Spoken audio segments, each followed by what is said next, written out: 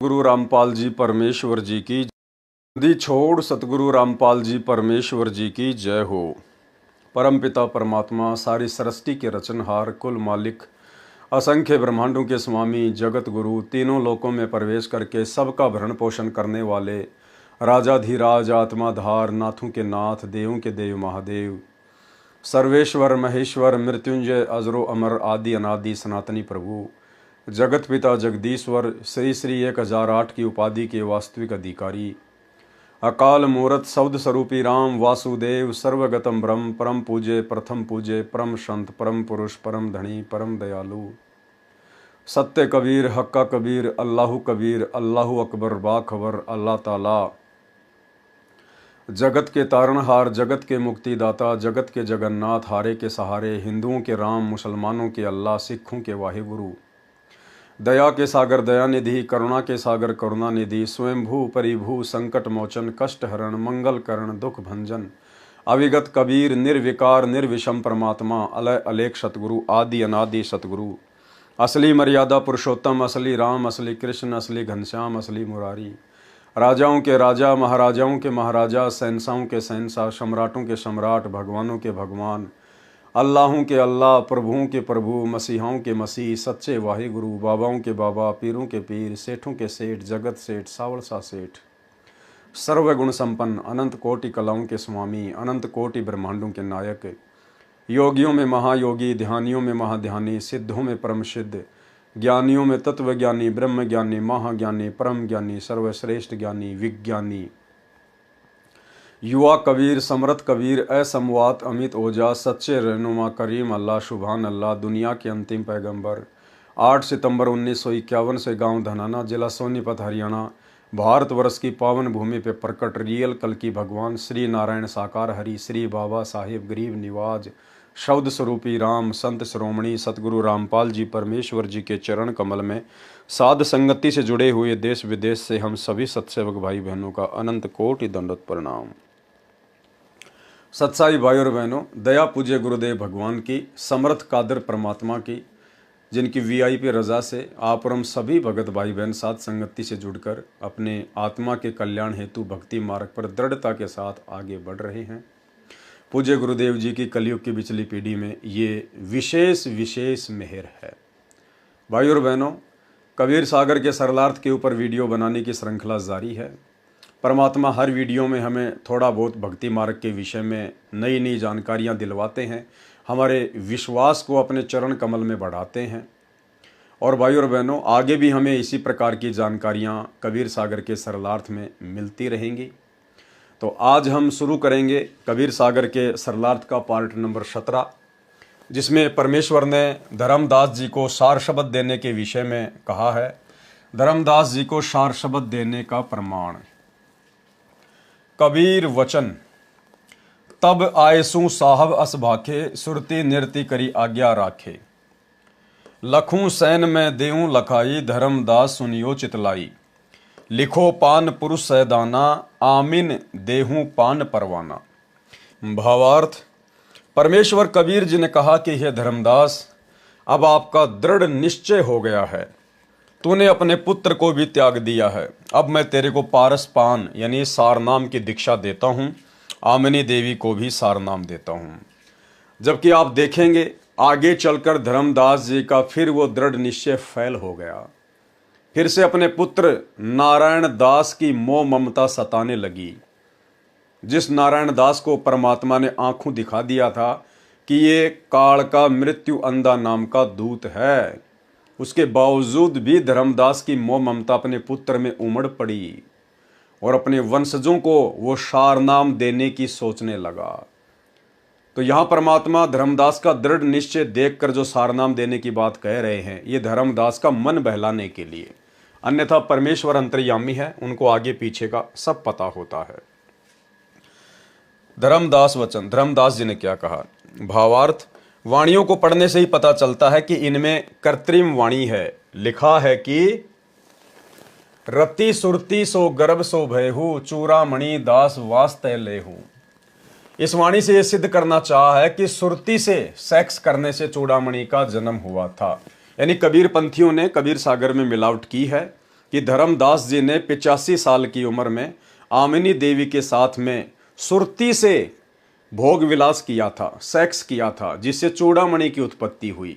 तो परमेश्वर सतगुरु रामपाल जी ने इसको बिल्कुल खारिज कर दिया है कि ऐसा बिल्कुल कुछ भी नहीं था, वो परमात्मा के वचन से उत्पन्न था। धर्मदास तो भोग विलास करने के लिए निमित्त बने थे। इस प्रकार कबीर सागर में अपनी बुद्धि के अनुसार यथार्थ वर्ण कई स्थानों पर नष्ट कर रखा है। इसके लिए जो मैंने रामपाल दास ने लिखा है वही यथार्थ जाने कि परमेश्वर की शक्ति से धर्मदास तथा आमिनी के सहयोग से पुत्र चूड़ामणि का जन्म हुआ था। कई कबीरपंथी जो दामाखेड़ा गद्दी वालों के मुरीद यानी शिष्य हैं, वे कहते हैं कि चूड़ामणि के शरीर की छाया नहीं थी, जिस कारण से कहा जाता है कि उनका जन्म सुरती से हुआ है। यहाँ याद रखें कि श्री ब्रह्मा महेश विष्णु के शरीर की छाया नहीं होती। उनका जन्म भी दुर्गा देवी अर्थात अष्टांगी तथा ज्योति निरंजन के भोग विलास अर्थात सेक्स करने से हुआ। कबीर सागर के अध्याय ज्ञान बोध के पेज नंबर 21-22 पर वाणी है, धर्मराय कीने भोग विलासा माया को रही तब आशा। धर्मराय यानी काल, इसने माया के साथ यानी दुर्गा के साथ में शारीरिक संबंध बनाए, तब दुर्गा जो है प्रेग्नेंट हुई और 3 पुत्र अष्टंगी जाए, ब्रह्मा विष्णु शिव नाम धराए। इसलिए यह कहना कि चूड़ामणि जी के शरीर की छाया नहीं थी, इसलिए यह लिख दिया कि सुरती से रति यानी सेक्स किया गया था, अज्ञानता का प्रमाण है। कबीर सागर के अनुराग सागर के पेज नंबर 126 का सारांश किया जा रहा है। स्पष्टीकरण दिया है कि वाणी में मिलावट करके भ्रम उत्पन्न किया है। मेरी यानी संत रामपाल दास की सेवा इसलिए परमेश्वर जी ने लगाई है कि सब अज्ञान अंधकार समाप्त करूं। कोई सेवा किसी ने नहीं लगाई, स्वयं ही परमात्मा हैं, सत्य पुरुष हैं, लेकिन अपने विधि विधान अनुसार हम तुच्छ बुद्धिजीवों की तुच्छ सोच को देखते हुए परमेश्वर अपने आप को छुपाते हुए ही, अपने से अन्य किसी और को परमात्मा बताते हुए ही अपना ज्ञान आत्माओं को समझाते हैं। कबीर वाणी अध्याय में कबीर सागर के पेज नंबर 134 पर भी परमेश्वर कबीर जी ने स्पष्ट किया है कि 13वें अंश मिटे सकल अंधियारा। सकल अंधियारा तो खुद परमात्मा ही मिटा सकते हैं इस काल के लोक में आके, अन्य किसी के वश की बात नहीं है। अब आध्यात्मिक ज्ञान को पूर्ण रूप से स्पष्ट करके प्रमाणित करके आपके रूबरू कर रहा हूं। यानी भाई और बहनों, 1800 पेज के कबीर सागर में और ये जो दुनिया भर की मिलावट की हुई है, इस मिलावट को आज तक कोई समझ नहीं पाया, कोई दूर नहीं कर पाया, तो क्या किसी आम या सामान्य व्यक्ति या साधु संत बाबा के बस की बात है क्या? तो परमेश्वर अंतर्यामी वो 1 सेकंड में देख लेते हैं कहाँ क्या हो रहा है, कहाँ क्या नहीं है, कहाँ मिलावट है, कहाँ सही है।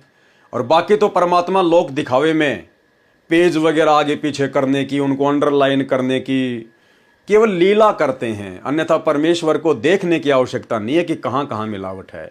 वे तो 1 सेकंड भी नहीं लगे, परमात्मा बिल्कुल मिलावट भी देख ले और उसको क्लियर भी कर दे और नया ग्रंथ भी बना दे। जिस प्रकार गुरुदेव ने बताया पिछले वीडियो में कबीर सागर के सरलार्थ में कि एक दिल्ली का राजा था, उसने कहा कि मैं कबीर जुलाहे को परमात्मा मान लूंगा यदि वो 13 कागज गाड़ियों को 60 घंटे में पूरा लिख दें तो।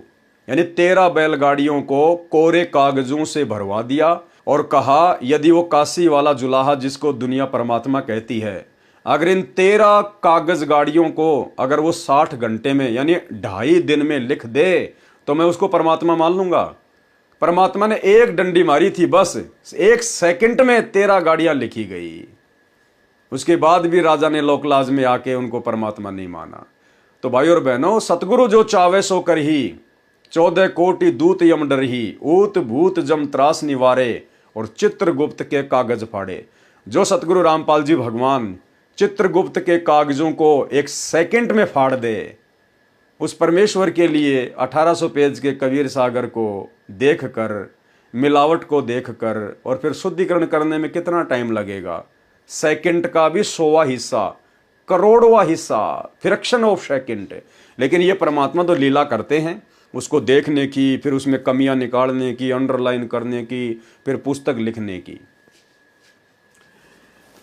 अनुराग सागर के पेज नंबर 127 से 128 का सारांश। इन दोनों पृष्ठों पर वृत्तांत ये है कि परमेश्वर कबीर जी ने चूड़ामणि जी को दीक्षा दी तथा गुरुपद दिया। कहा कि हे धर्मदास, तेरे 42 वंश का आशीर्वाद दे दिया है और तेरे वंश मेरे वचन वंश चूड़ामणि को कड़ीहार तारणहार का आशीर्वाद दे दिया है। तेरे वंश से दीक्षा लेकर जो मर्यादा में रहकर भक्ति करेगा उसका कल्याण हो जाएगा।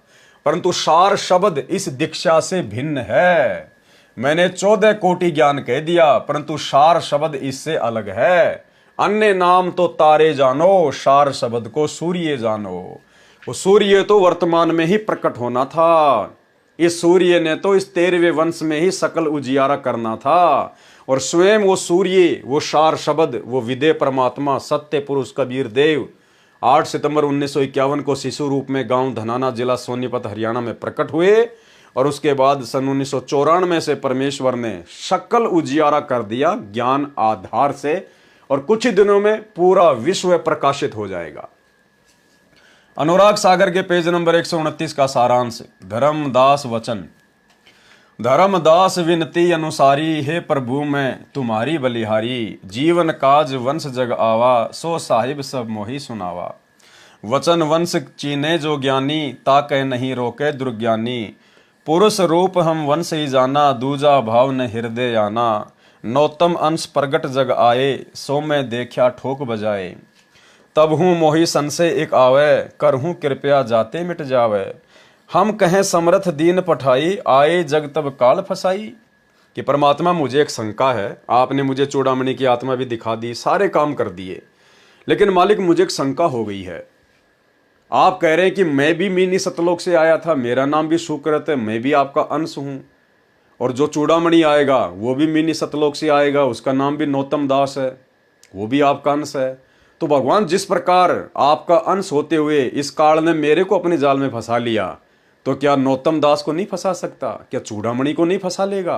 परमात्मा मेरी शंका का निवारण कीजिए। तुम तो कहो मोहि सुकृत अंसा, तब हूं काल कराल मुहि डंसा। ऐसे ही जो वंशन कह होई, जगत जीव सब जाय बिगोई। अगर उस आने वाले चूड़ामणि को भी काल ने भ्रमित कर दिया तो पूरे संसार का नाश हो जाएगा। ताते करहूं कृपया दुख भंजन, वंशन छले नहीं काल निरंजन। और कछु में जानू नाही, मोर लाज प्रभु तुम कह आई। भावार्थ, धर्मदास जी ने शंका की और समाधान चाहा कि हे परमेश्वर जी, आपने मेरे वंश यानी बिंद वालों को कड़ीहार नाद दीक्षा देकर मोक्ष करने वाला बना दिया। मुझे एक शंका है कि जैसे आपने मुझे कहा कि तुम सुकृत अंश हो, संसार में जीवों के उद्धार के लिए भेजा है, आगे मेरे को काल ने फंसा लिया। आप मुझे सुकृत अंश कहते हो तो भी मेरे को काल कराल ने डस लिया, यानी अपना रंग चढ़ा दिया। मैं धर्मदास काल के पुत्र श्री विष्णु पर पूर्ण कुर्बान था। आपने राह दिखाया और मुझे बचाया। कहीं काल मेरे वंश वालों के साथ भी छल कर दे तो संसार के जीव कैसे पार होंगे? वे सब नष्ट हो जाएंगे। इसलिए हे दुख भंजन, ऐसे दया करो कि मेरे वंश वालों का काल निरंजन ना ठग सके। मैं और अधिक कुछ नहीं जानता, मेरी लाज आपके हाथ में है। कबीर वचन। अनुराग सागर पेज नंबर 130 से 137 का सारांश। कबीर परमेश्वर जी ने बताया कि हे धर्मदास, काल बड़ा छलिया है। इसने पहले तो मेरे से 3 युगों में जीव थोड़े पार करने तथा कलयुग में जितने मर्जी पार कर देना, ये वर मांग लिया। बाद में कहा कि मेरे अंश काल के दूत पहले भेजूंगा, जो तेरे कबीर नाम से 12 पंच चलाएंगे। उनके 4 मुखिया होंगे, अन्य भी होंगे। उसने अपने 4 मुख्य दूतों से कहा कि जगत में मेरा शत्रु कबीर जाएगा। यानी जब जोगजीत रूप में कबीर परमात्मा से काल का एग्रीमेंट हो गया, उसने सारे वरदान मांग लिए। उसके बाद काल ने अपने 4 विशेष दूतों को बुलाया, जय विजय रंभ कुरंभ। उनमें जय सबसे ज्यादा बदमाश है, खतरनाक बताया गुरुदेव ने। और काल ने कहा कि जगत में यानी नीचे एक मेरा शत्रु है कबीर, वो नीचे जाएगा, कबीर नाम से अपना पंथ चलाएगा और अपनी जो है बुराई करेगा, सच्चाई बताएगा, पोल खोलेगा, और तुम जाकर जीवों को भ्रमित करो। उस कबीर को शत्रु घोषित करवा दो जीवों से कि ये कुछ नहीं जानता अध्यात्म के बारे में, शास्त्रों के बारे में। और जो ब्रह्म है, ज्योति निरंजन है, वो ही परमात्मा है। ओम नाम ही सबसे बड़ा है। उसने अपने 4 मुख्य दूतों से कहा कि जगत में मेरा शत्रु कबीर जाएगा, वह कबीर नाम से पंथ चलाएगा, भव सागर उजाड़ना चाहता है। कोई अन्य लोक सुखदाई तथा अन्य सत्य पुरुष बताएगा, वो झूठ बोलता है। तुम जाओ, मेरी भक्ति दृढ़ाओ। इस प्रकार उसने काल निरंजन ने अपने दूत भेजे हैं। और भाई और बहनों, उस काल निरंजन के, अब ये तो मुझे नहीं पता कि जय विजय रंभ कुरंभ है या नहीं है। और भाई और बहनों, उसी काल के दूत वर्तमान में सतगुरु रामपाल जी के परिवार वाले बने हुए हैं। सीधे तौर पर भक्तों को संत रामपाल जी की बुराई करने को नहीं कहते, संत रामपाल जी से राग द्वेष ईर्ष्या करने को नहीं कहते, लेकिन काल प्रेरणा से गुप्त रूप में संत रामपाल जी के सत्संग और भक्ति विधान के विरुद्ध सारे कुकर्म करवाकर संगत को काल के मुख में ठोक रहे हैं। राजनीति करवाना संत रामपाल जी के भक्ति मार्ग में नहीं है, लेकिन काल के दूतों ने करवा दी, उनके परिवार वालों ने करवा दी। गांव वालों के लिए स्टेडियम बनाना, खेल का स्टेडियम बनाना, बैडमिंटन का, संत रामपाल जी के भक्ति मार्ग में नहीं है, लेकिन काल के दूतों ने बनवा दिया। संगत के दान का पैसा बर्बाद करवा दिया। गुंडों की सीबीआई जांच का समर्थन संत रामपाल जी के भक्ति मार्ग में नहीं है, लेकिन काल के दूतों ने करवा दिया। जगत वालों को, नशेड़ियों को, शराबियों को, मांसाहारियों को, राजपूत करणी सेना को, जिनके पास भक्ति का कै ख गए भी नहीं है, भक्ति मार्ग से कोसों दूर है, भक्तों के दान का आनंदपाल सिंह की सीबीआई जांच करवाने के लिए 5 लाख रुपया चंदे के रूप में दे दिया। संत रामपाल जी के भक्तों की मर्यादा तोड़वा दी, इन काल के दूतों ने तोड़वा दी। 1-2% आरक्षण के लिए हरियाणा के जाट आरक्षण में संत रामपाल जी के लाखों भक्तों को बैठा दिया। करोड़ों रुपया जाट आरक्षण संघर्ष समिति को, भगत समाज के ज्योति पाठ और दान का दे दिया। भक्तों के कर्म फुड़वाए, शरीर से भी और दान धर्म से भी। आश्रमों में दुनिया भर का पाखंड शुरू कर दिया, मैरिज गार्डन बना दिया आश्रमों को, लाइटिंग से जगमग हो रहे हैं। हर समागम में लड्डू जलेबी बर्फी, लड्डू जलेबी बर्फी।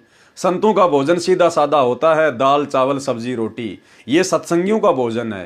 ये लड्डू जलेबी बर्फी, हर समागम में लड्डू जलेबी बर्फी, ये तो जगत वालों के जो मनोरंजन वाले जो प्रोग्राम होते हैं, ये तो उनका भोजन है।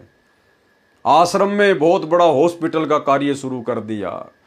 तो भाई और बहनों, काल प्रेरणा से गुप्त रूप में संत रामपाल जी का परिवार काल का एजेंट बनके उनके भक्तों को निरंतर उसकी गोद में बैठा रहा है। और यही कारण है भाई और बहनों, इन फर्जी सतलोक आश्रमों में, इन झूठे समागमों में आते जाते समय बहुत सारे भगत भाई बहन रास्ते में एक्सीडेंट के शिकार हो जाते हैं, उनकी अकाल मृत्यु हो जाती है। क्यों? क्योंकि मनमाना आचरण हो रहा है, मनमाना। बताया है कि कबीर जम्बूद्वीप भारत में अपना पंथ चलाएगा। काल निरंजन ने अपने दूत भेजे हैं। बताया है कि कबीर जम्बूद्वीप भारत में अपना पंथ चलाएगा। तुम कबीर नाम से 12 नकली पंथ चलाना। काल ने अपने दूतों को समझाकर पृथ्वी पर जाने के लिए 4 मुख्य दूत हैं, रंभ, कुरंभ, जय, विजय। ये सब जालिम हैं, इनमें जय नामक दूत अधिक दुष्ट है। वह तेरे वंश को भ्रमित करेगा। बांधवगढ़ के पास गांव कुरकुट में चमार जाति में जन्म लेगा। साहब दास नाम कहावेगा। इसका पुत्र गणपति नाम का होगा। ये दोनों तेरी गद्दी वालों यानी वंश छाप वालों को भ्रमित करेंगे।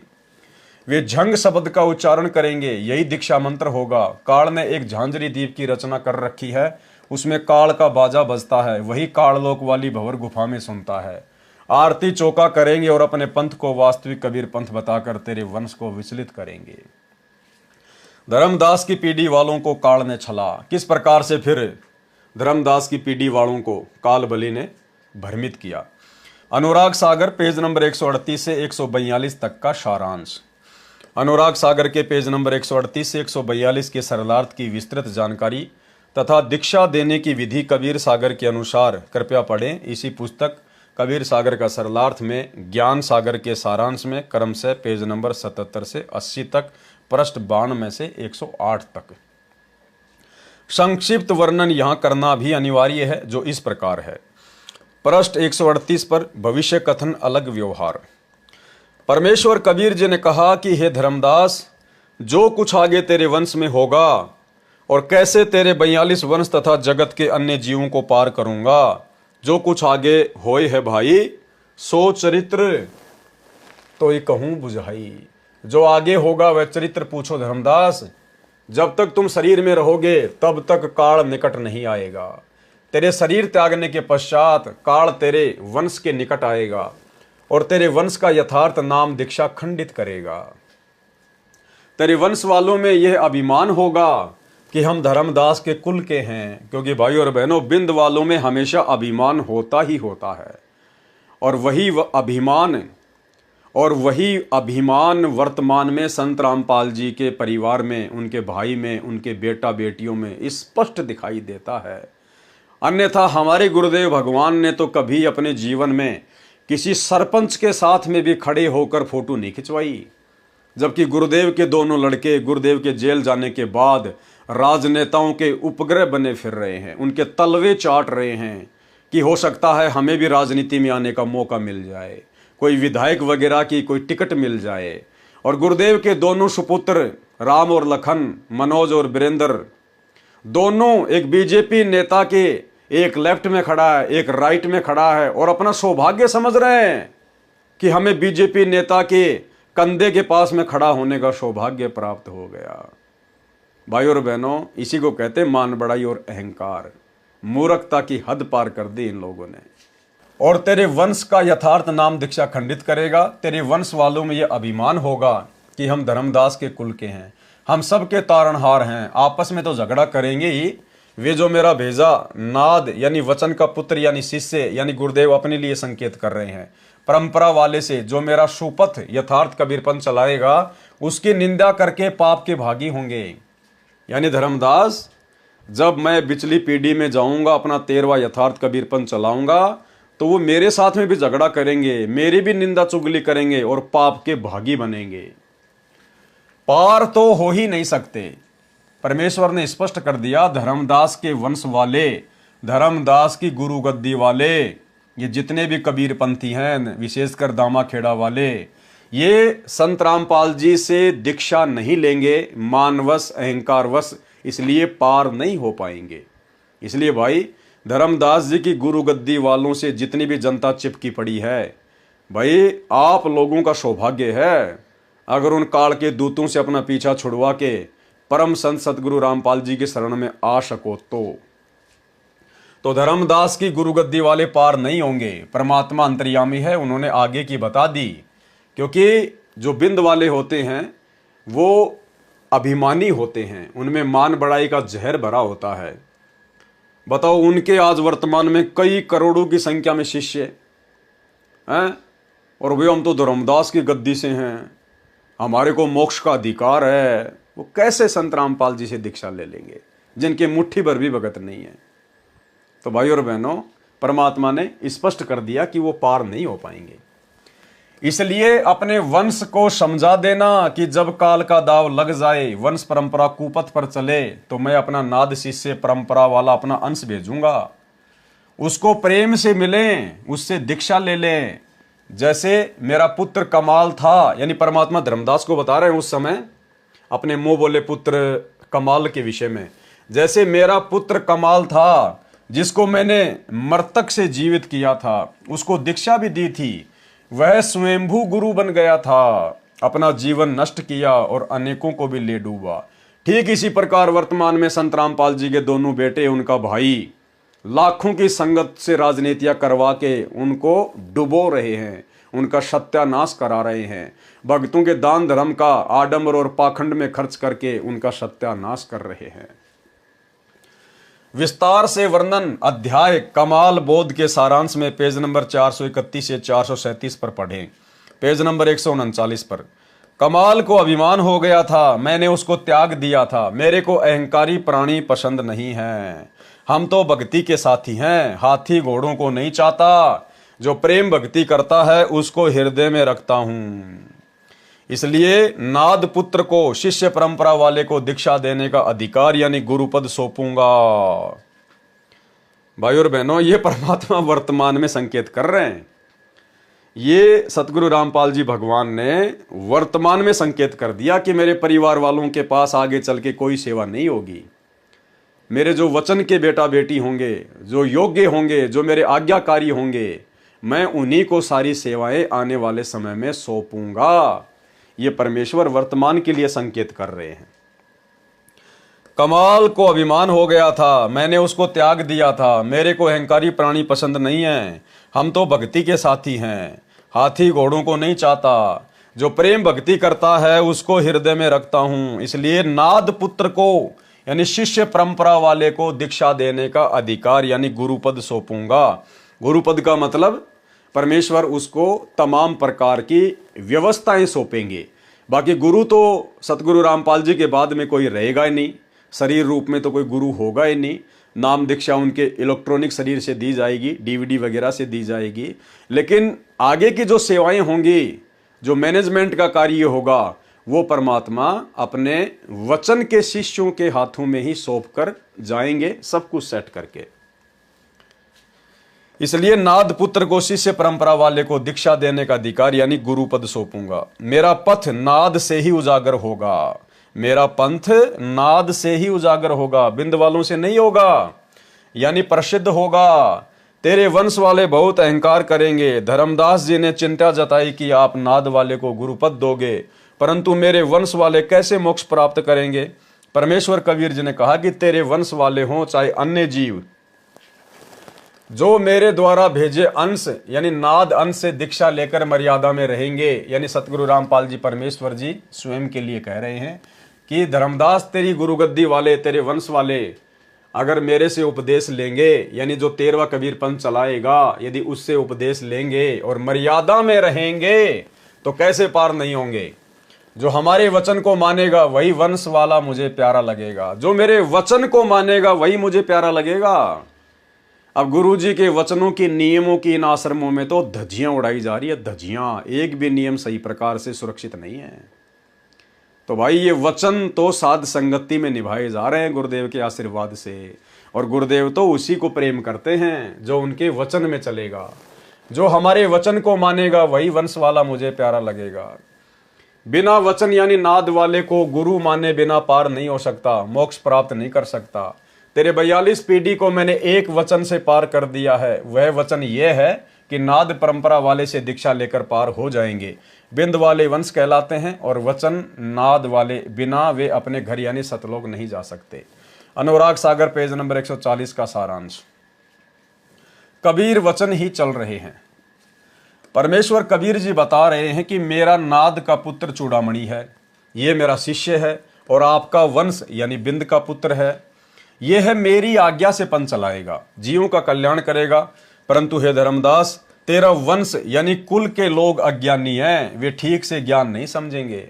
मेरे अंश को जो मैं भेजूंगा यानी स्वयं जो कबीर परमात्मा आ चुके हैं, जो मैं भेजूंगा उसको नहीं समझ सकेंगे और अन्य काल के दूतों से भ्रमित होकर कुमार्ग पर चलेंगे। जो कुछ आगे तेरी वंश गद्दी वालों के साथ होगा वह सुन। चूड़ामणि के पश्चात 6ठी पीढ़ी वाले महंत को काल द्वारा चलाए गए 12 पंथों में से 5वां टकसारी पंथ होगा, वो ठगेगा, अपना ज्ञान सुनाकर प्रभावित करके काल जाल में डालेगा। तेरा 6ठी पीढ़ी वाला पोता उस टकसारी पंथ वाले से दीक्षा लेगा और उसी वाला आरती चौका किया करेगा। वही हुआ वर्तमान में जो दीक्षा बांधवगढ़ गद्दी वाले महंत दे रहे हैं तथा जो आरती चौका कर रहे हैं, वह वही काल के दूत टकसारी वाली साधना है।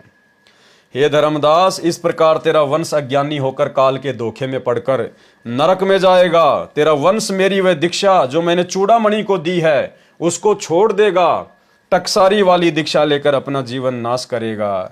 ऐसे तेरा वंश यानी कुल दुर्मति को प्राप्त होगा। वे तेरे वंश वाले ठग मेरे नाद अंश को बाधित करेंगे, यानी सतगुरु रामपाल जी परमेश्वर जी की भक्ति में भी बाधा करेंगे, पाप के भागी होंगे। अब धर्मदास जी ने क्या कहा, हे परमात्मा, पहले तो आप कह रहे थे कि तेरे 42 पीढ़ी को पार कर दूंगा, अब आप कह रहे हो कि कालजाल में फंसेंगे। ये दोनों बात कैसे सत्य होंगी? तो कबीर परमेश्वर ने कैसे समझाया? परमेश्वर कबीर जी ने कहा कि हे धर्मदास, तुम सावधान हो और अपने वंश को समझा देना कि जिस समय काल झपट्टा लगाएगा यानी मार्ग से तेरे वंश को भ्रमित करेगा, तो मैं अपना नाद यानी शिष्य परंपरा वाला हंस प्रकट करूंगा। यथार्थ कबीर पंथ यानी भक्ति मार्ग से भटके मानव को सत्य भक्ति पर दृढ़ करूंगा। उसी से दीक्षा लेकर तेरे वंश वाले मोक्ष प्राप्त करेंगे। वचन वंश चूड़ामणि की संतान भी नाद यानी शिष्य शाखा वाले से दीक्षा लेकर मोक्ष प्राप्त करेगा। विशेष विवेचन। अब भाइयों और बहनों, इस विशेष विवेचन में जो बातें लिखी गई है ये दास की थोड़ी समझ से बाहर की बातें हैं। जहां तक दास को अंदेशा है, ये सतलोक आश्रम मैनेजमेंट हरियाणा वालों की तरफ से मिलावट है। ये गुरुदेव के परिवार वालों की तरफ से मिलावट है। जब इन्होंने सन 2016 में इस कबीर सागर को छपवाया, क्योंकि गुरुदेव ने तो 2012 में अपने हाथ से कॉपी पेन से लिख के छोड़ दिया था। 2014 में बरवाला कांड हो गया। फिर 2016 में संगत में सतलोक आश्रम मैनेजमेंट हरियाणा वालों ने इस कबीर सागर को प्रिंट करके जो है वो बंटवाया। तो कहीं ना कहीं ये 2016 में गुरुदेव के परिवार वालों की तरफ से ये मिलावट है। अन्यथा इसमें क्या लिखा हुआ है आप जी देखना। जिस घटना का यहां पर जिक्र किया गया है, अगर ये गुरुदेव ने जिक्र किया है तो 2012 में तो संगत में ऐसी कोई बात थी नहीं। नाद और बिंद का कोई चक्कर ही नहीं था। संगत में 2 पार्ट थे ही नहीं। तो आप भी समझ जाएंगे कि बरवाला कांड से पहले भला इस प्रकार की बातें गुरुदेव क्यों लिखेंगे, क्योंकि ये सारी बातें तो वर्तमान में संगत में हो रही है। कुछ व्यक्ति इस प्रकरण को सुनकर भ्रम फैलाते हैं कि रामपाल के बिंद वालों से इस पंथ का नाश होगा। हम रामपाल के नाद वाले शिष्य हैं, हमारे से ये पंथ आगे फैलेगा। हमें दान का पैसा दो, रामपाल वालों को ना दो। ऐसी बातें तो बरवाला कांड से पहले कभी संगत में हुई ही नहीं। बरवाला कांड से पहले 2 पार्ट संगत में थे ही नहीं कि भाई हम नाद वाले हैं, गुरुदेव के परिवार वाले बिंद वाले हैं। कोई जानता ही नहीं था इन बातों को। नाद बिंद का कोई चक्कर ही नहीं था। तो जहां तक दास को संदेशा है, गुरुदेव के जेल जाने के बाद जब पीछे से सतलोक आश्रम वालों ने इसको प्रिंट करवा के संगत में बंटवाया, उस समय यह प्रकरण यहां पर लिखा गया है। क्योंकि गुरुदेव के जेल जाने के बाद फिर संगत में 2 पार्ट हो गए और ज्ञान आधार से हम सत्सेवक भाई बहनों को इस प्रकार से समझाने लगे थे।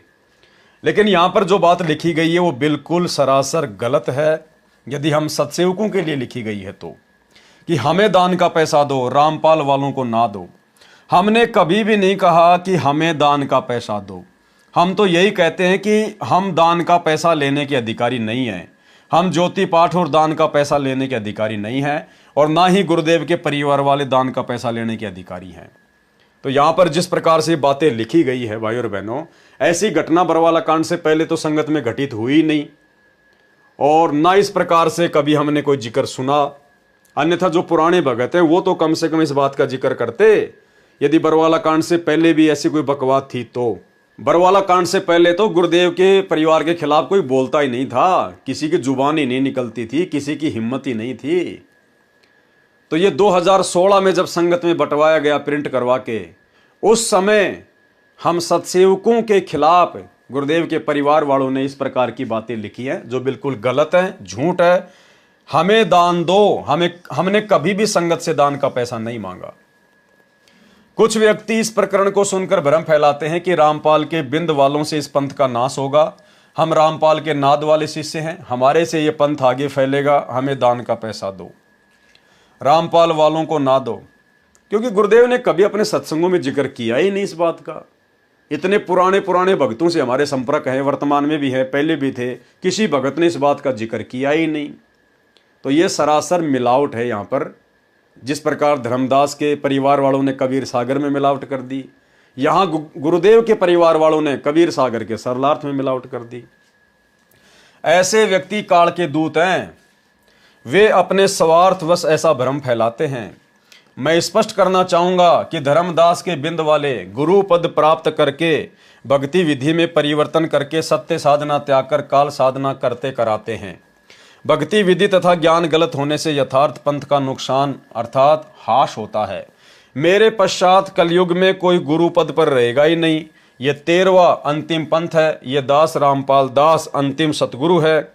मेरे प्रकाश पुंज यानी इलेक्ट्रॉनिक शरीर से यानी डीवीडी वाले स्वरूप से नाद दीक्षा दी जा रही है। अब ये बात परमात्मा क्यों लिखेंगे कि दीक्षा दी जा रही है, जबकि आपने पहले पेज नंबर 79 पर जब पढ़ा इसी कबीर सागर के सरलार्थ में, तो गुरुदेव ने एक ही पेज पर 3 बार कहा है कि डीवीडी से दीक्षा आगे दी जाएगी, आगे दी जाएगी। और यहां लिख रखा है कि डीवीडी से नाम दीक्षा दी जा रही है। तो ये दोगली बातें हमारे गुरुदेव भगवान नहीं करेंगे।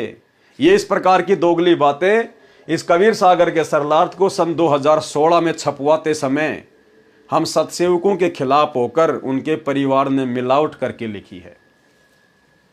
यही आगे चलेगी। यह प्रक्रिया सन 2009 से चल रही है, जबकि पहले तो गुरुदेव ने कभी जिक्र नहीं किया कि 2009 से प्रक्रिया चल रही है।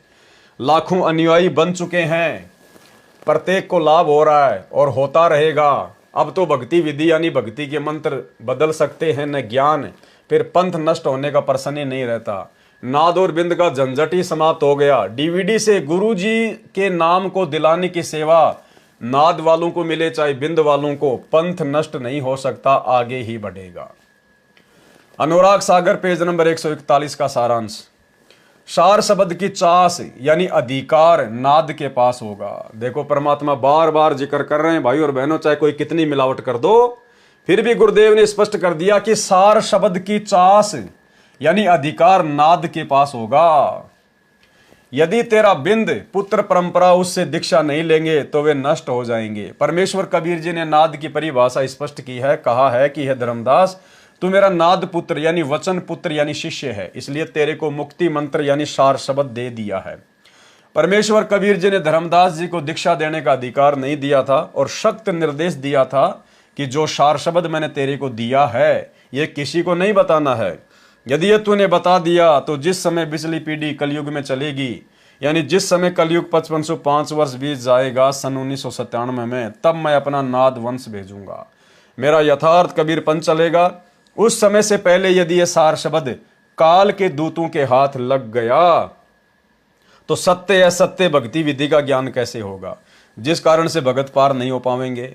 कबीर सागर में कबीर बाणी अध्याय के पेज नंबर 137 पर तथा अध्याय जीव धर्म बोध पेज नंबर 1937 पर प्रमाण है, जिसमें कहा है कि धर्मदास मेरी लाख दुहाई, सार शब्द कहीं बाहर ना जाई, सार शब्द बाहर जो पर ही बिचली पीढ़ी हंस नहीं तरही। सार शब्द तब तक छिपाई जब तक द्वादश यानी 12 पंथ न मिट जाई। सबसम वेद बोध पृष्ठ 121 तथा 171 पर कहा है कि चौथा युग जब कलयुग आई, तब हम अपना अंश पठाई, काल फंद छूटे नरलोई, सकल सृष्टि परवानिक होई। घर घर देखो बोध विचारा यानी ज्ञान चर्चा होगी, सत्य नाम सब ठोर उचारा। 5505 तब ये वचन मेरा होएगा साचा, कलयुग बीत जाए तब एता, सब जीव परम पुरुष पद चेता। प्रिय पाठकों, कलयुग सन 1997 में 5505 वर्ष पूरा कर गया है। यहां तक सार शब्द छुपा कर रखना था। बीच बीच में धर्मदास जी वंश मोह में आकर सार शब्द अपने पुत्र चूड़ामणि जी को बताना चाहते थे। अब बताओ भाई और बहनों, अंतर्यामी परमात्मा धर्मदास जी की आगे की स्थिति से भली भांति परिचित थे, फिर भला कैसे उसको ओरिजिनल सार नाम दे देते, सार शब्द दे देते। तो परमेश्वर ने उसको जो भी दिया केवल उसका मन बहलाने के लिए। उसी समय अंतर्यामी परमेश्वर कबीर जी प्रकट होकर कुछ दिन साथ रहकर उसको दृढ़ करते थे। अंत में धर्मदास जी को जगन्नाथपुरी में जीवित समाधि दे दी, यानी जीवित ही पृथ्वी में दबा दिया।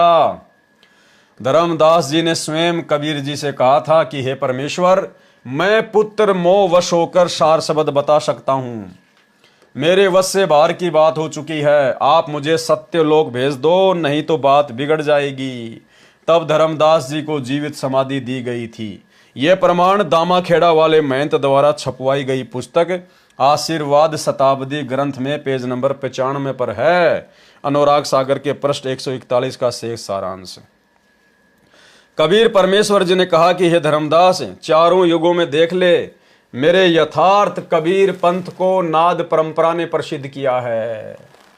गुरुदेव भगवान कह रहे हैं कि चारों युगों का इतिहास उठा के देख लो, मेरे यथार्थ कबीर पंथ को मेरे वचन के बेटा बेटियों ने, मेरे नाद वाले बेटा बेटियों ने, शिष्य और शिष्याओं ने ही प्रसिद्ध किया है। मेरे परिवार वालों ने, मेरे बिंद वालों ने हमेशा इसका सत्यानाश ही किया है। क्या निर्गुण क्या सरगुण है, नाद बिंद पंथ नहीं चलेगा। यदि तेरे बिंद वाले उससे दीक्षा लेंगे तो वे पार हो जाएंगे। तेरे बिंद वालों को इस प्रकार 42 पीढ़ी को पार करूंगा। जब कलयुग 5505 वर्ष पूरा करेगा, उसके पश्चात सर्व विश्व दीक्षित होगा, तो धर्मदास जी के वंशज भी दीक्षा लेकर कल्याण कराएंगे। यदि नाद की आशा बिंद यानी परिवार यानी वंश वाले छोड़ देंगे, तो तेरे बिंद पीढ़ी वाले काल के जाल में फंसेंगे। ठीक इसी प्रकार यदि सतगुरु रामपाल जी के परिवार वाले यदि सात संगतियों से नहीं जुड़ते हैं, संत रामपाल जी के नाद वालों से नहीं जुड़ते हैं, तो भाई बिल्कुल भी बात नहीं बनेगी। चाहे कितने आश्रम बना दो, कितने स्टेडियम बना दो, कितने मिट्टी के गधे घोड़े बना दो, कुछ भी हासिल नहीं होने वाला। अगर वास्तव में पूर्ण मोक्ष प्राप्त करना है इसी जन्म में, तो भाई सात संगति से जुड़ना पड़ेगा। सत्सेवकों के साथ में राग द्वेष ईर्ष्या छोड़कर बिल्कुल मैत्री भाव से कंधे से कंधा मिलाकर परमेश्वर के मिशन को आगे बढ़ाने में सहयोग देना होगा। इन पत्थरों में पैसा बर्बाद करवा कर तुम लोगों ने जो ड्रामा कर दिया है ना, समय रहते यदि माफी नहीं मांगी गुरुदेव भगवान से, चरणों में नहीं गिरे और साध संगतियों से नहीं जुड़े यदि गुरुदेव के परिवार वाले, भाई दुर्गति है दुर्गति। इसलिए हे धर्मदास, अपने बिंद को सतर्क कर देना, अपना कल्याण कराएं। परमेश्वर कबीर जी का कहना है कि बिंद वाले नाम को बदलकर यथार्थ भक्ति नष्ट कर देते हैं। वर्तमान में वह समस्या नहीं रहेगी, क्योंकि अब कोई उत्तराधिकारी गुरु रूप नहीं होगा। दीक्षा डीवीडी से दी जा रही है। नाम दीक्षा दिलाने की सेवा चाहे नाद वाले करो चाहे बिंद वाले, यानी अभी तक गुरुजी ने किसी को आदेश दिया नहीं है। अगर आदेश दे दिया होता तो यह नाद बिंद का चक्कर समाप्त हो जाता। परमात्मा कहते कि मैंने नाद वालों को दे दी या फिर बिंद वालों को दे दी, और उस व्यक्ति का नाम भी बता देते, लेकिन अभी तक ऐसा कुछ भी नहीं है। भक्ति विधि सही रहेगी, इसलिए पंथ को कोई हानि नहीं होगी। अनुराग सागर के पृष्ठ 142 का सारांश। परमेश्वर कबीर जी ने अपने भगत धर्मदास जी को समझा रहे हैं कि जो कोई नाद वंश को जान लेगा, यानी जो कोई साध संगतियों को जान लेगा, उसको यम के दूत रोक नहीं पाएंगे। जिन्होंने सत्य शब्द सतनाम को पहचान लिया, वे ही मोक्ष प्राप्त कर सकेंगे। तेरे वंश वाले जो चूड़ामणि की संतान है, वही सफल होगा जो नाद वंश की शरण न छोड़े। तुम्हारा बिंद यानी संतान, नाद यानी शिष्य परंपरा वाले के साथ मोक्ष प्राप्त करेगा, करेगी। ये सभी के लिए लागू है भाई और बहनों। धर्मदास वचन। धर्मदास जी ने प्रश्न किया कि आपने मेरे पुत्र चूड़ामणि को वचन वंश कहा है, क्योंकि ये आप जी के वचन यानी आशीर्वाद से उत्पन्न हुआ है।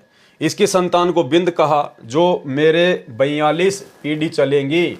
आप ये भी कह रहे हो कि मेरे बिंद परंपरा यानी महंत गद्दी वाले, नाद यानी शिष्य परंपरा वाले से दीक्षा लेकर पार हो सकते हैं।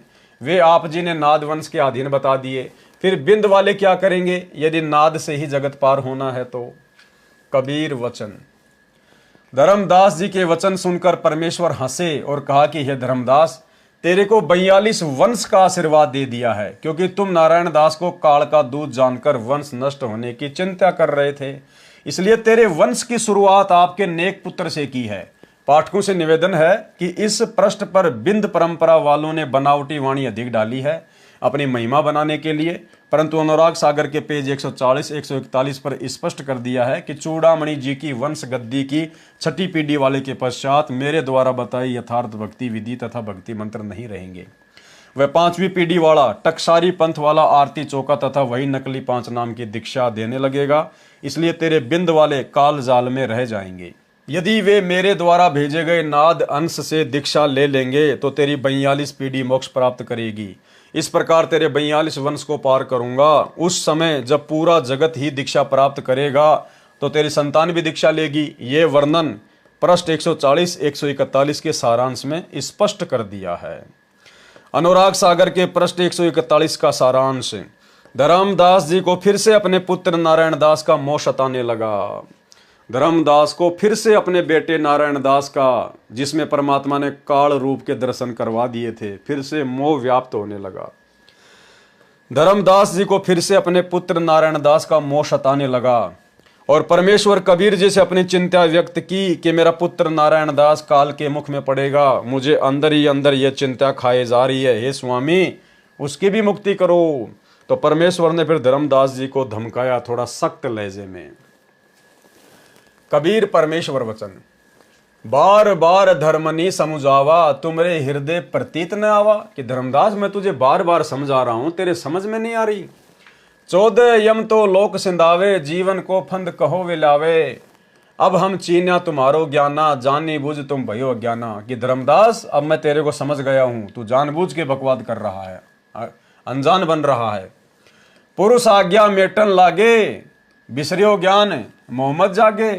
मोह तिमिर जब हृदय छावे, बिसर ज्ञान तब काज नसावे। बिन प्रतीत भक्ति नहीं होई, बिनु भक्ति जीव तरे न कोई। बहुरी काल फांसन तोई लाग्या, पुत्र मोह तब हृदय जाग्या। प्रत्यक्ष देख सब तुम लीना, दास नारायण काल अधीना। कि मैंने तेरे को प्रत्यक्ष दिखा दिया कि ये नारायण दास काल के अधीन है। ताहू पर तुम पुनि हट कीन्या, फिर भी तुम हट कर रहे हो। मोर वचन तुम एक न चीन्या, तुमने मेरी एक भी बात नहीं मानी। धर्मदास जो मोशन कहिया, सो ध्यान तब हृदय न रहिया। मोर प्रतीत तुम्हें नहीं आवे, गुरु प्रतीत जगत कसलावे। भावार्थ, कबीर परमेश्वर जी ने कहा कि हे धर्मदास, अब मुझे तेरी बुद्धि के स्तर का पता चल गया। तू जानबूझकर अनजान बना हुआ है। जब तेरे को बता दिया, आंखों दिखा दिया कि नारायण दास काल का दूत है, मेरी आत्माओं को काल जाल में फांसने के लिए काल का भेजा हुआ आया है, तेरे को बार बार समझाया है, वो तेरी बुद्धि में नहीं आ रहा है।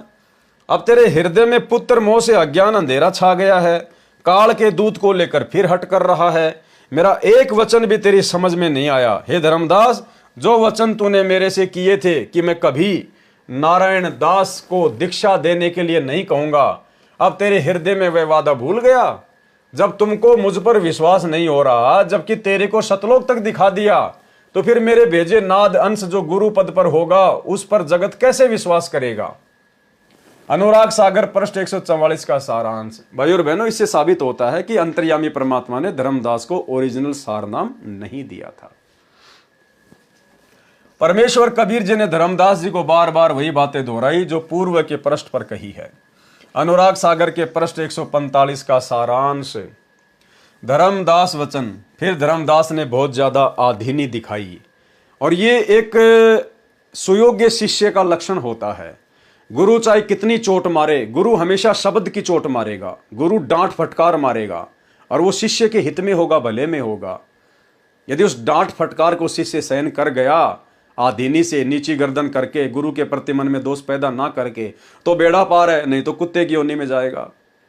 तो आप और हमें भी शिक्षा दे रहे हैं परमात्मा कि गुरु चाहे तुम्हारी परीक्षा लेने के लिए या वैसे भी एक आम संत की लीला करते हुए किसी और की शिकायत पर तुम्हें चाहे कितनी डांट फटकार क्यों ना मारे, तुम्हें कितना ही बुरा भला क्यों ना कहे, आपने अपने गुरु को अंतर्यामी परमेश्वर मानकर और अपनी परीक्षा जानकर और अपने भले की जानकर हमेशा नीची गर्दन करके, जी गुरु जी, जी गुरु जी, दया करो गुरु जी, आगे नहीं होगा परमात्मा, आगे नहीं करूंगा परमात्मा, क्षमा करो दाता। इसी प्रकार के भाव होने चाहिए।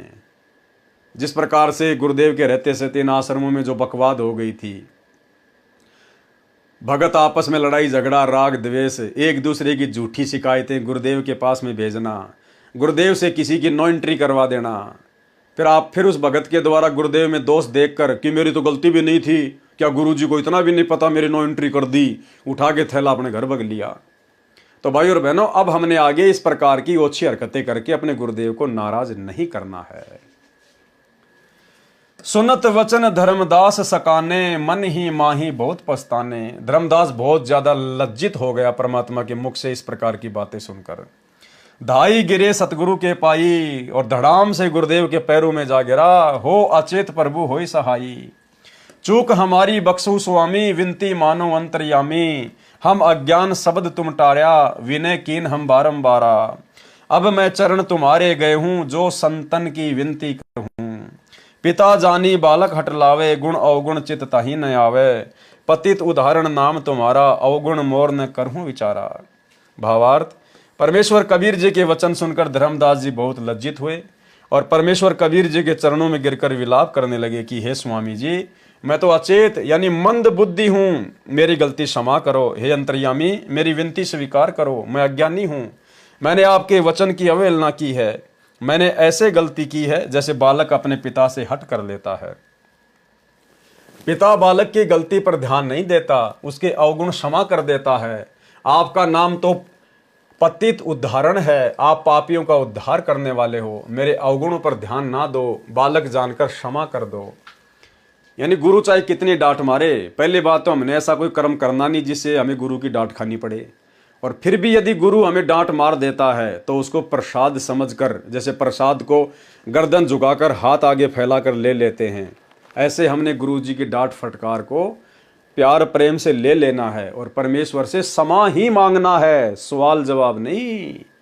चाहे आप कितने ही बड़े राजा हरिश्चंद्र हो और आपकी झूठी शिकायतें किसी ने लगा रखी है, और गुरु यदि आपको डांट फटकार मार रहा है तो इसे अपनी परीक्षा समझें, परमात्मा का प्रसाद समझें, अपनी गलतियों को स्वीकार करें कि गुरुजी हो सकता है मैं नीच हूं, पापी हूं, परमात्मा मेरे से कोई गलती हो गई, मालिक क्षमा करो, आगे से नहीं होगा। ये नहीं कि गुरुजी उसने तो पहले उसकी शिकायत लगाई थी, झूठी लगाई थी, गुरुजी यो मेरी झूठी शिकायत लगा रहा है, गुरुजी मैंने ये काम किया ही नहीं। ये शब्द नहीं निकलने चाहिए गुरु के आगे। गुरु के सन्मुख वचन ना कहिए, सो शिष्य रहनी गहनी शुक्ल है। चाहे आपके ऊपर कितना ही बुरा इल्जाम क्यों ना लगा दिया हो और आप बिल्कुल पाक साफ हो, फिर भी हाँ जी गुरुजी नीच हूं, परमात्मा पापी हूं, दुष्ट हूं, भगवान हो गया होगा, ये मालिक क्षमा करो, आगे ध्यान रखूंगा। इसी प्रकार से कबीर परमेश्वर वचन, परमेश्वर कबीर जी ने कहा कि हे धर्मदास आप सत्य पुरुष के अंश हो, आप नारायण दास का मोह त्याग दो, तुम में और मेरे में कोई भेद नहीं है, क्योंकि आप मेरे नाद पुत्र शिष्य रूपी पुत्र हो। आप तो जगत में यथार्थपन चलाने के लिए आए हो, जीवों का उद्धार करने के लिए भेजा है। परमेश्वर कबीर जी ने इस प्रकार धर्मदास को उत्साहित किया। धर्मदास वचन, हे प्रभु तुम सुख सागर दाता, मुझ किंकर को करो सनाथा, जब लग हम तुमको नहीं चीन्या, तब लग मति काल हर लेन्या, जब ते तुम आपन कर जाना, तब ते मोहि भयो दृढ़ ज्ञाना, अब नहीं दुनिया मोहि सुहाई, निश्चय गही चरण तुम धाई, तुम तजी मोहि आन की आशा, तो मुई होय नरक मुवासा। भावार्थ, धर्मदास जी ने कहा कि हे परमेश्वर आप तो सुख सागर दाता हैं, मुझ किंकर मुझ दास को शरण में लेकर सनाथ कर दिया। जब तक मैंने आप जी को नहीं जाना था तब तक तो मेरी बुद्धि काल ने छीन रखी थी, जब से आपने मेरे को शरण दी है यानी अपना मान लिया है, उसी दिन से मुझे आपके चरणों में दृढ़ निश्चय है। अब मुझे ये संसार अच्छा नहीं लग रहा है। यदि मैं आपको त्याग कर किसी अन्य में श्रद्धा करूं तो मेरा नरक में निवास हो। कबीर वचन। भावार्थ, कबीर परमेश्वर जी ने धर्मदास जी से कहा कि तेरा धन्य भाग है कि तूने मेरे को पहचान लिया। परमात्मा फिर कह रहे हैं कि धर्मदास तेरा सौभाग्य जो तूने मेरे को पहचान लिया। तू कभी तो स्टार्ट हो जाता है, कभी बंद हो जाता है, कभी स्टार्ट हो जाता है, कभी बंद हो जाता है। तो परमात्मा कह रहे कि तेरा धन्य भाग जो तूने मेरे को पहचान लिया। लेकिन पहचानना कहाँ था भाई और बहनों, और मेरी बात मानकर पुत्र मोह त्याग दिया। अगर पुत्र मोह त्याग दिया होता तो परमात्मा जगन्नाथ में ले जाकर जीवित समाधि नहीं देते, लेकिन परमात्मा उत्साह बढ़ाते हैं भगत का। अनुराग सागर के पेज 146 का सारांश। इस पृष्ठ में ऊपर की वाणी बनावटी है। ये धर्मदास जी की संतान चूड़ामणि जी वाली दामाखेड़ा गद्दी वाले महंतों की कलाकारी है। इसमें कोशिश की है ये दर्शाने की कि नारायण दास वाली संतान तो बिंद वाली है और चूड़ामणि वाली संतान नाद वाली है, ताकि हमारी महिमा बनी रहे कि हमारे से दीक्षा लेकर ही जगत के जीवों का कल्याण होगा। याद रखें कि नारायण दास ने तो कबीर जी की दीक्षा ली नहीं थी, वह तो विष्णु उर्फ श्री कृष्ण पुजारी था। उसके पंथ का कबीर पंथ से कोई लेना देना नहीं है। प्रिय पाठ को कबीर जी कहते हैं कि चोर चुरावे तुमड़ी, गाड़े पानी माही, वो गाड़े वह ऊपर आवे, सच्चाई छानी नाही। अनुराग सागर के पेज 140 पर परमेश्वर कबीर जी ने स्पष्ट कर रखा है कि मेरा शिष्य यानी नाद तथा तेरे बिन से उत्पन्न हुआ चूड़ामणि जो पंथ चलाएगा और जीवों की मुक्ति कराएगा, इस चूड़ामणि को मैंने दीक्षा दी है तथा गुरुपद दिया है। ये मेरा नाद पुत्र है। आगे इसकी बिंदी यानी संसार धारा चलेगी। ये इस गुरु गद्दी पर विराजमान होंगे। वे अज्ञानी होंगे।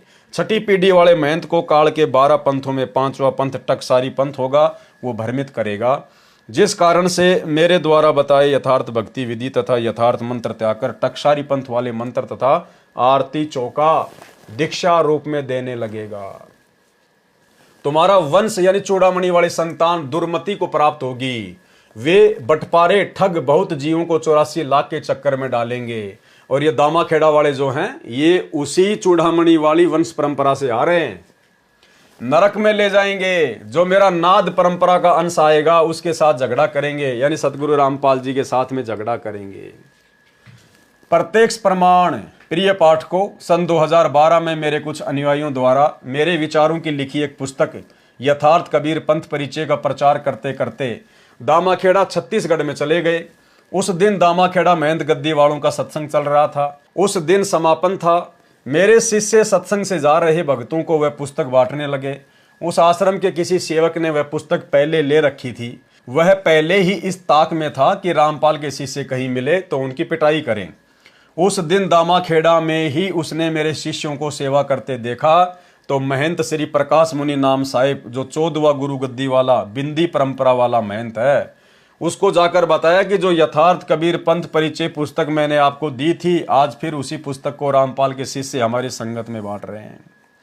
यह सुनकर महंत प्रकाश मुनि आग बबूला हो गया और आदेश दिया कि उनको पकड़ कर लाओ।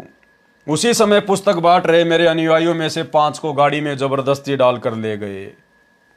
भाइयों और बहनों, गुरुदेव ने जो बात बोल दी परम सत्य है, यानी सतगुरु रामपाल जी अंतर्यामी हैं, सबके विषय में अच्छी प्रकार से जानते हैं। तो प्रकाश मुनि आग बबूला हो गया कि पकड़ के लाओ उनको, संत रामपाल जी के शिष्यों को, और उनको जबरदस्त पिटाई की। हाल ही कुछ दिन पहले उसी दामाखेड़ा में इनका जो आश्रम है, वहां पर प्रकाश मुनि के साथ में कुछ लड़कों ने मारपीट वगैरह कर दी, उसके साथ में या उसके बेटे के साथ में। उसके बाद में दामाखेड़ा वाले भगत जो है वो प्रदर्शन करने लग गए, एफआईआर वगैरह करवाई किसी गांव के सरपंच के खिलाफ कि उन्होंने हमारे साथ में मारपीट की है। उसके बाद में प्रकाश मुनि का इंटरव्यू आया, और देखो भाई और बहनों, इतने बड़े गुरु पद पर बैठा हुआ व्यक्ति इतनी छोटी बात कर रहा है। वो कह रहा है कि हम जो कबीर पंथ वाले हैं ना, फिर हम आगे चलकर जो कबीर पंथ के हमारे भगत हैं, हम जो कबीर पंथी हैं, अगर हमारी एफआईआर वगैरह नहीं लिखी गई, अगर उन लोगों को सजा नहीं दी गई, तो फिर ये कबीर पंथी कुछ भी कर सकते हैं। जो कबीर पंथी है ना, फिर वो कुछ भी कर सकते हैं। वो प्रकाश मुनि स्टेटमेंट दे रहा है कि कबीर पंथी कुछ भी कर सकते हैं, यानी वो मार भी सकते हैं, उनको मर्डर भी कर सकते हैं। नालायकों, क्यों कबीर पंथियों को बदनाम कर रहे हो? तो ये प्रकाश मुनि के विचार हैं, लोगों को मरने मारने के लिए भड़का रहा है। तो बताओ फिर उनके भक्तों ने पिटाई क्यों नहीं की होगी संत रामपाल जी के भक्तों की उस समय? तो ये प्रकाश मुनि का छोटा सा इंटरव्यू देखो और इसके बोल वचन देखो। इन बोल वचनों को तो समाज में रहने वाला एक सामान्य बुद्धि वाला इंसान भी प्रयोग नहीं करता। वो भी शांति से काम लेता है, किसी को भड़काता नहीं है। और ये इतने बड़े गुरु पद पे बैठकर, दामाखेड़ा की गद्दी पर बैठकर कह रहा कि कबीर पंथी फिर कुछ भी कर सकते हैं। अब बताओ, ये इसके बोल वचन है? ये संत कहलाने के लायक है? ये तो भगत भी अच्छी प्रकार से कहलाने के लायक नहीं है। सुनिए। विभिन्न तरह से आपको बड़ी खबर बता दें, जहां पर दामाखेड़ा आश्रम पर हमला हुआ। प्रकाश मुनि के बेटे उदित मुनि नाम साहिब पर हमला हुआ है। सरपंच के परिवार पर हमले का आरोप है। पुलिस ने 4 आरोपियों को हिरासत में लिया है। गृह मंत्री विजय शर्मा, पूर्व विधायक शिवरतन शर्मा यहां पर पहुंचे। सिमगा तहसील के दामाखेड़ा की घटना बता रहे हैं आपको, जहां पर आश्रम में हमला हुआ। पुलिस ने 4 आरोपियों को हिरासत में लिया है। सरपंच के परिवार पर हमले का आरोप है। गृह मंत्री विजय शर्मा, पूर्व विधायक शिवरतन शर्मा यहां पर पहुंचे। सिमगा तहसील के दामाखेड़ा की ये घटना है। प्रकाश मुनि के बेटे पर यह हमला हुआ। पंथ प्रकाश मुनि नाम साहिब का बयान भी इसमें सामने आया है। थप्पड़ मार ले तो भी हम बर्दाश्त करेंगे, लेकिन हमारे कबीर पंथ की भविष्य पर कोई उंगली उठाएगा, कबीर पंथ बिल्कुल भी बर्दाश्त नहीं करेगा। अगर पुलिस कड़ी से कड़ी कार्रवाई नहीं करेगी तो फिर कबीर पंथी लोग, जो लोग आज हमला किए, कबीर पंथी लोग उनके साथ कुछ भी कर सकते हैं, फिर इसके लिए हम जिम्मेदार नहीं होंगे। जो लोग आज हमला किए, कबीर पंथी लोग उनके साथ कुछ भी कर सकते हैं, फिर इसके लिए हम जिम्मेदार नहीं होंगे। जो लोग आज हमला किए, कबीर पंथी लोग उनके साथ कुछ भी कर सकते हैं, फिर इसके लिए हम जिम्मेदार नहीं होंगे। यह सुनकर महंत प्रकाश मुनि आग बबूला हो गया और आदेश दिया कि उनको पकड़ कर लाओ। उसी समय पुस्तक बांट रहे मेरे अनुयायियों में से 5 को गाड़ी में जबरदस्ती डालकर ले गए। अन्य शिष्य पता चलने पर भाग निकले। जिन सेवकों को दामाखेड़ा वाले पकड़ कर ले गए थे उनको बेरहमी से मारा पीटा। उनसे कहा कि कहो फिर नहीं बांटेंगे। उन्होंने कहा कि इसमें गलत क्या है ये तो बताओ। उन सब मेरे शिष्यों को पीट पीट कर अचेत कर दिया। फिर मुकदमा दर्ज करा दिया कि शांति भंग कर रहे थे। 3 दिन में जमानत हुई। ऐसे हैं ये धर्मदास जी की बिंद परंपरा, चूड़ामणि वाली दामाखेड़ा गद्दी के महंत, जिनके विषय में परमेश्वर कबीर जी ने कहा है, कबीर नाद अंश मम सत्य ज्ञान दृढ़ावे, ताके संग सब राड बढ़ावे, अस संत महंतन की करनी, धर्मदास में तो से वर्णी। यही प्रमाण अनुराग सागर के पेज 140 पर है। आप हंस अधिक होय ताही, नाद पुत्र से झगर कराही। आपा हंस ये गलत है, यहां पर आप अहम है जिसका अर्थ है अपने आप में अहंकार। होवे दुर्मत वंश तुम्हारा, नाद वंश रोके बटपारा। प्रिय पाठकों, ये सर्वलक्षण मुझदास, रामपाल दास तथा दामाखेड़ा की गद्दी वाले धर्मदास जी के बिंद वालों पर खरे उतरते हैं। अनुराग सागर के इसी पेज 146 पर आगे गुरु महिमा है। अनुराग सागर के पृष्ठ 147 का सारांश। इसमें भी गुरुदेव की महिमा का ज्ञान है जो सामान्य ज्ञान है। अनुराग सागर के पेज 148 का सारांश। इसमें भी गुरु की महिमा है जो सामान्य ज्ञान है। अनुराग सागर के पेज 149 पर भी गुरु महिमा है, ये सामान्य ज्ञान है कि परम संत की प्राप्ति के पश्चात उसके साथ कपट चतुराई न रखें, सच्चे मन से उनके वचनों का पालन करके कल्याण कराएं, काग वृत्ति को त्याग कर हंस दशा को अपनाएं। अनुराग सागर पेज 150 पर भी सामान्य ज्ञान है। अनुराग सागर के पृष्ठ 151 का सारांश। शरीर के कमलों की जानकारी। अब भाई और बहनों, आज के वीडियो में हम केवल इतना ही लेंगे। ये शरीर के कमलों की जो जानकारी गुरुदेव भगवान ने उपलब्ध करवाई है, शरीर में कौन कौन से कमल हैं, कैसे कैसे कमल हैं, कहाँ कहाँ से जाना पड़ेगा, कैसा कैसा रास्ता है, काल कैसे ठगेगा, ये सारी जानकारी हम परमात्मा के आशीर्वाद से कल रात्रि 8 बजे गुरुदेव के कर कमल से लिखी हुई इन सब बातों को पढ़ेंगे, सुनेंगे, समझेंगे। तो आज के वीडियो में केवल इतना ही, और कल रात्रि 8 बजे सभी भाई बहन लाइव जुड़िए। तब तक गुरुदेव भगवान हमें आज्ञा दें, इजाज़त दें, आशीर्वाद दें। बंदी छोड़ सतगुरु रामपाल जी भगवान की जय हो।